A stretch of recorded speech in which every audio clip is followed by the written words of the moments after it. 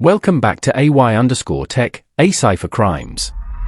Today, we uncover the haunting story of Chris Watts, the Colorado husband and father who shocked the world in 2018 by murdering his pregnant wife Shanann Watts and their two daughters, Bella and Celeste. From the outside, the Watts family looked like the perfect family. A handsome husband, two adorable young daughters, and a loving mother expecting another child, a baby boy. Chris Watts and Shanann Watts lived in a quiet suburban neighborhood in Frederick, Colorado, manicured lawns, two-car garages, white fences, and American flags fluttering in the breeze.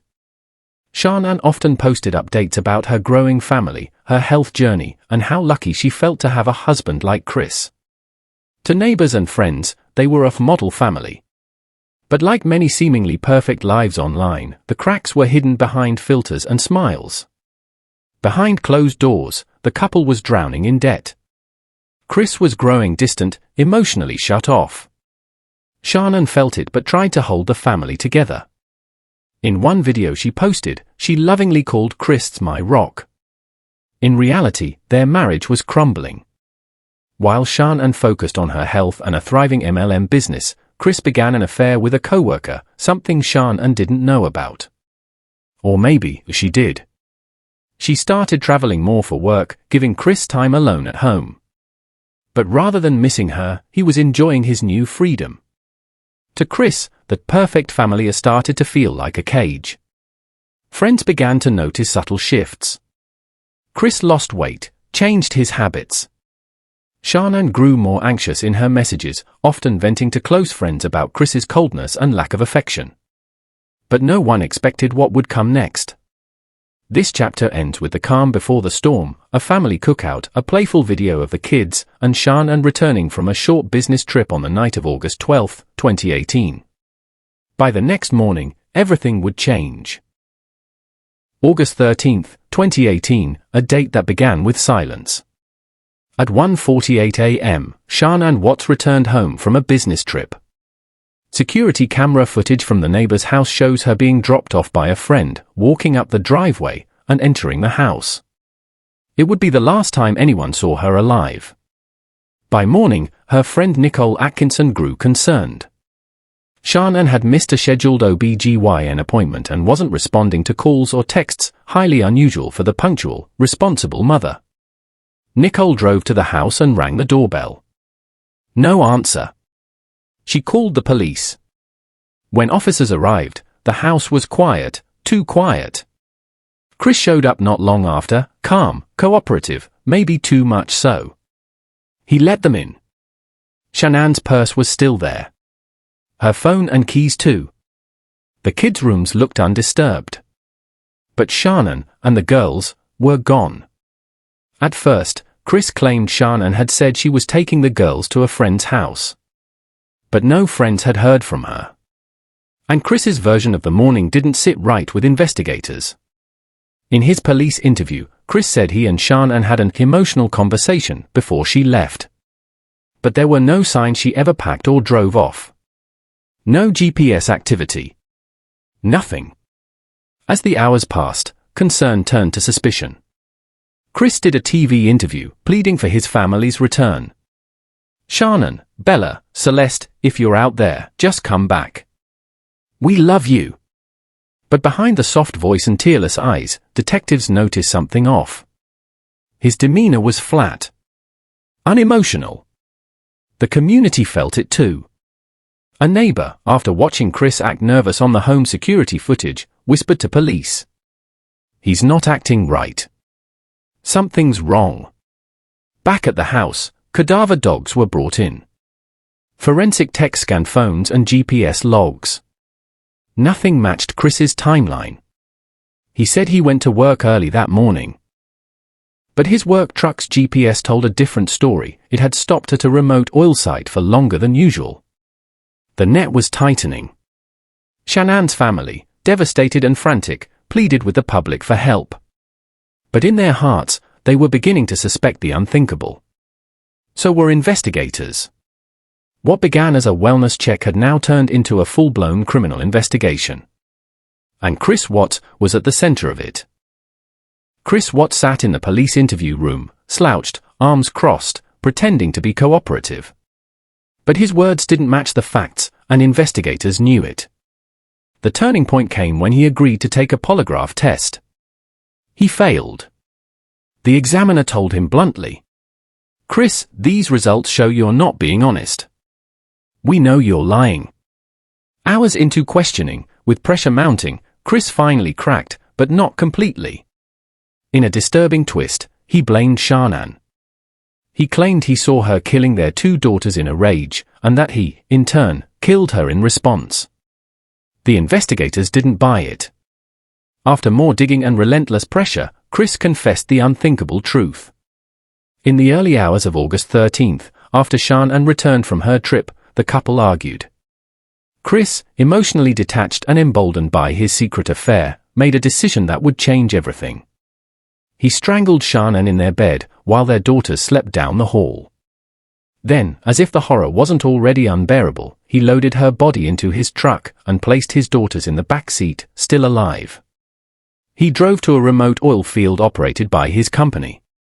There, in one of the most chilling details of the case, he smothered 3-year-old Celeste and 4-year-old Bella, one after the other. Bella's last words, according to his confession, were, "Daddy, no." He then shoved their small bodies into separate oil tanks. He buried Shanann in a shallow grave nearby. The crime was methodical, calculated, cold. He returned home and tried to act normal, texting co-workers, chatting with neighbors, even giving that now infamous TV interview begging for their return. It was all a lie. Investigators found the oil site based on GPS from his work truck. The bodies were recovered days later, and Chris was arrested. The horror of what he'd done shook not just Colorado, but the world. This wasn't a drug-fueled murder.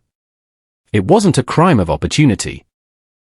This was a man who killed his entire family to start a new life. With a mistress.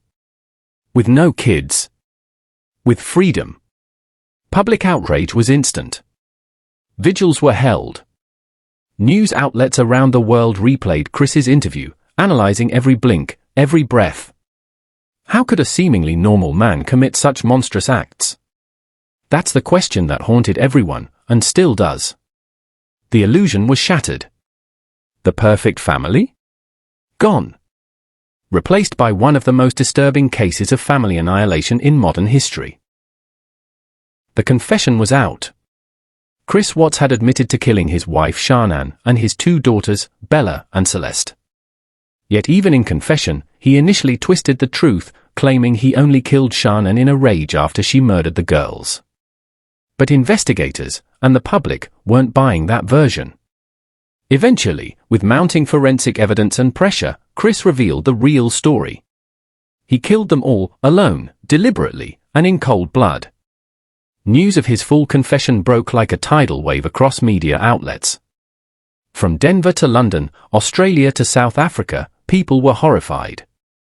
The story of a seemingly ordinary American dad annihilating his entire family made headlines worldwide. Online, the outrage was explosive. People flooded Shanann's social media, the very platform where she once shared her joyful life, now filled with sorrow, sympathy, and heartbreak. Facebook pages were set up in her memory. The phrase "Justice for Shanann, Bella, and Celeste" trended for days. But amid the mourning came something else. Obsession. Documentaries, YouTube videos, TikToks, everyone wanted to analyze Chris's behavior. His body language in the TV interview. His emotionless tone. The lies he told. True crime communities pored over text messages, police bodycam footage, court transcripts, and interrogation tapes. In the courtroom, the gravity of the crime hung in the air. Chris Watts was charged with 3 counts of first-degree murder for each family member. Unlawful termination of a pregnancy. 3 counts of tampering with a deceased body. Prosecutors considered the death penalty. But Shanann's family made a heart-wrenching request. They didn't want to pursue it. They didn't want to go through a long trial, seeing Chris again and again. They wanted peace. On November 6, 2018, Chris pled guilty to all charges. 2 weeks later, he was sentenced to 5 life sentences, without the possibility of parole, plus 84 additional years. He would never walk free again. As he sat expressionless in court, Shanann's family gave emotional victim impact statements. Her father, trembling, called Chris a monster. Her mother sobbed uncontrollably.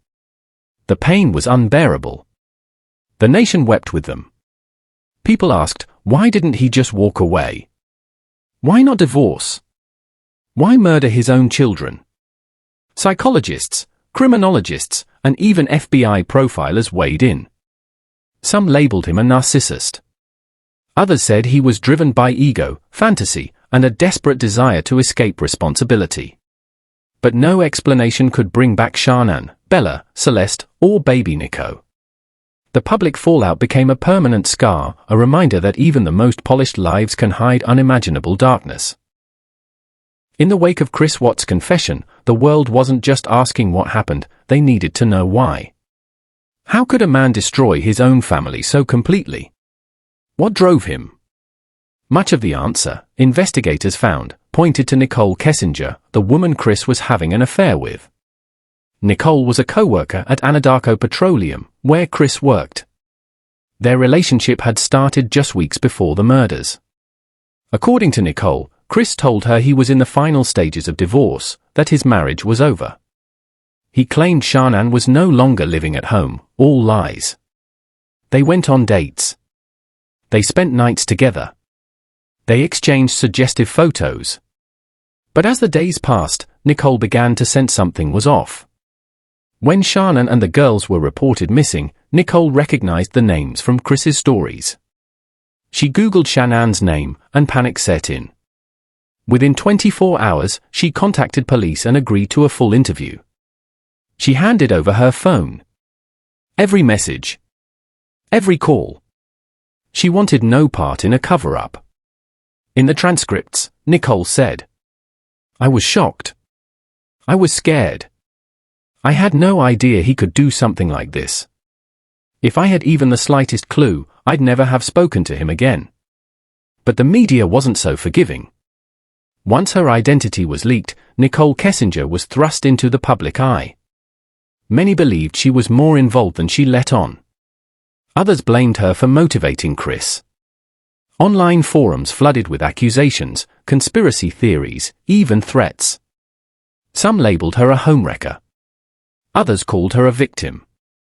Regardless of her intentions, one thing was clear: Chris's motive revolved around freedom. Freedom from responsibility. From fatherhood. From the image of the perfect husband. He wanted a new life with Nicole. No baggage. No history. Just a fresh start, and he was willing to commit unspeakable acts to get it. The public couldn't get enough of the story. Major networks produced specials. YouTube videos gained millions of views. Documentaries like American Murder, The Family Next Door took deep dives into text messages, GPS data, social media posts, and police footage. Netflix's docu-style release reignited global attention, using only real footage to tell the story. No narration. No dramatizations. Just facts. It hit a nerve. Viewers were horrified by how normal it all looked, until it wasn't. The Watts case became one of the most consumed, analyzed, and dissected crimes in modern history.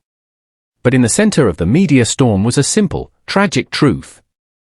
3 innocent lives, and 1 unborn child, were stolen. Not by a stranger. But by someone who was supposed to love and protect them.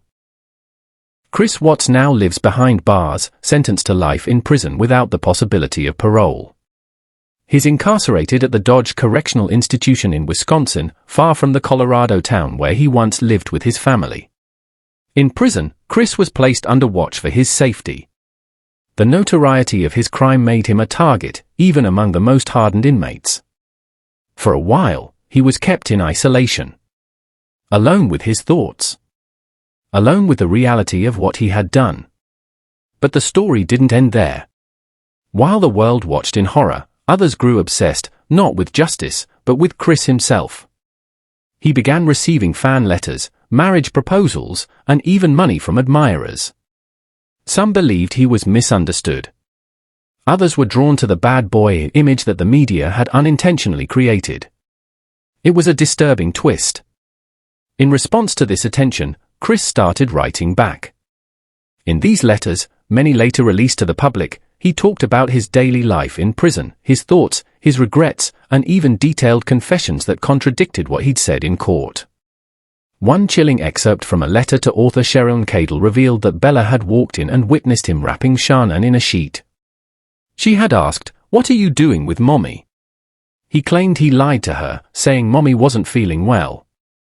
Later, in the oil field, Bella allegedly fought back, struggling for her life. These details were even more horrific than the original confession. They exposed a level of cruelty that stunned even seasoned investigators. Why did he write these letters? Was it guilt? Ego? A need for attention? Some say Chris finally felt safe to tell the truth, knowing he'd never leave prison. Others believe he's manipulating the narrative, trying to control how the world sees him from behind bars. Chris also claims he's found God in prison. He reads the Bible daily. Attends services. He says he prays for forgiveness. But for many, especially Shanann's family, forgiveness is not an option. The pain remains raw. The loss, unbearable. In interviews, Shanann's parents have spoken of the haunting grief that never fades. They visit her grave. They remember Bella and Celeste's giggles, their drawings, their love of life. Nothing will ever bring them back. Prison is now Chris Watts' forever home, a stark, cold place filled with echoes of what he destroyed. No more smiling family photos. No more pretending. Only the weight of truth. And for the rest of the world, the story serves as a terrifying reminder. Sometimes, the real monsters wear the warmest smiles. The Chris Watts case didn't fade with time. Instead, it became one of the most studied, discussed, and dissected true crime stories of the 21st century. Why? Because it shattered a deeply held illusion that evil has a face we can recognize. Chris wasn't a career criminal or an unstable drifter. He was a husband, a father, a neighbor who waved hello and mowed his lawn on Saturdays. On the surface, he embodied the American dream, but behind the photos and posts, a nightmare was brewing. In 2020, Netflix's documentary American Murder, The Family Next Door reignited global interest. The film, composed entirely of raw footage, Shanann's social media videos, police bodycam recordings, interrogation clips, and text messages, struck a nerve with audiences worldwide. There was no narrator. No actor. Just the unfiltered truth. Millions watched, and millions reacted. Viewers saw Shanann in her own words, a woman full of hope, love, and anxiety about her crumbling marriage. They saw Bella and Celeste laughing, playing, their innocence captured forever on camera. And then, they saw the unraveling. The documentary wasn't just about murder, it was about trust, image, and deception. It forced society to confront the darker sides of social media culture, where people present a filtered version of life, hiding pain behind smiles. Relationship silence, where problems fester beneath politeness and avoidance. Red flags that are ignored until it's too late. Academics, psychologists, and criminologists have since studied the Watts case in universities, analyzing what it tells us about narcissism, hidden violence, and the pathology of family annihilators. Pop culture didn't stay quiet either. The case was featured in countless YouTube deep dives, podcasts like Crime Junkie and Dateline, books by journalists and even pen pals who exchanged letters with Chris. True crime communities on Reddit, TikTok, and Twitter have kept the conversation alive, sometimes disturbingly so. Conspiracies surfaced. Some claimed Shanann was abusive. Others suggested Chris was covering for someone. Most theories were baseless, but they revealed something deeper: society's discomfort with simple evil. How could someone kill his family, just to be with someone else? The legacy of the Watts case is complex. For some, it's a warning to take signs seriously, to trust intuition, to prioritize communication in relationships. For others, it's an obsession, a mystery that still feels unresolved emotionally, even if legally, it's closed. But for Shanann's family, the legacy is heartbreak. They now advocate for domestic violence awareness, healthy relationships, and mental health support. Because if it can happen in a neighborhood like theirs, it can happen anywhere. The Chris Watts case is over, at least in the legal sense. He sits behind bars, serving 5 life sentences. Shanann, Bella, Celeste, and unborn Nico are gone. But the shockwaves of their story continue to ripple across the world, through families, relationships, classrooms, and the collective human conscience. So what can we learn from a crime so senseless? At its core, the Watts tragedy teaches us that evil doesn't always announce itself. Sometimes it smiles for the camera, posts birthday photos, attends baby showers. Evil can exist silently, beneath the routine of everyday life, until it erupts. 1. The danger of image over reality. Shanann documented her life through social media. Her marriage. Her kids. Her hustle. It all looked so perfect, too perfect. But behind the camera, her marriage was failing. Chris was emotionally distant. Financial stress was building. And a new affair was quietly unraveling everything. The internet saw smiles. But Shanann was also trying to hold it all together. This teaches us not to judge our lives against someone else's highlight reel. Perfection online doesn't mean peace at home. 2. The importance of red flags. Chris had changed, Shanann knew it. She texted friends, worried he was pulling away. She thought maybe he was stressed or just distracted. But there were signs. Coldness. Lies. Secret bank withdrawals. Sudden interest in fitness and appearance. If anything, the case reminds us to trust our instincts. When something feels wrong, it probably is. 3. Family annihilators aren't rare. As haunting as it sounds, men like Chris Watts aren't a new phenomenon. Criminologists refer to family annihilators, usually men, who destroy their entire families when they feel they've lost control of their life, or want to escape without consequences. It's rare, but not unheard of. And that makes it even more terrifying. 4. The power of awareness. Since the tragedy, Shanann's family has used their pain to raise awareness. They've spoken about emotional abuse, narcissism, and the importance of checking in with loved ones, not just when things fall apart, but before. The Watts case has been studied in psychology, law, and media ethics courses across the world. It changed the way we talk about true crime, social media, and relationships. 5. Closure is complicated. For many, there's no real closure. Just grief, anger, and reflection. For others, it's a reminder to cherish the ones we love. To speak truthfully. To protect. To forgive where possible, but not excuse the inexcusable. The story ends with loss. But it also leaves behind a call to be more aware, more compassionate, and more vigilant. Because sometimes, what looks like a happy family is just the surface of something darker. In the end, the Watts story leaves us with more questions than answers. How can someone hide so much darkness behind a smile? How many others are living behind walls of silence and fear? We may never fully understand what drove Chris Watts to destroy the very people who loved him most. But what we can do is remember them. Speak up. Pay attention to the signs. And protect the ones we love.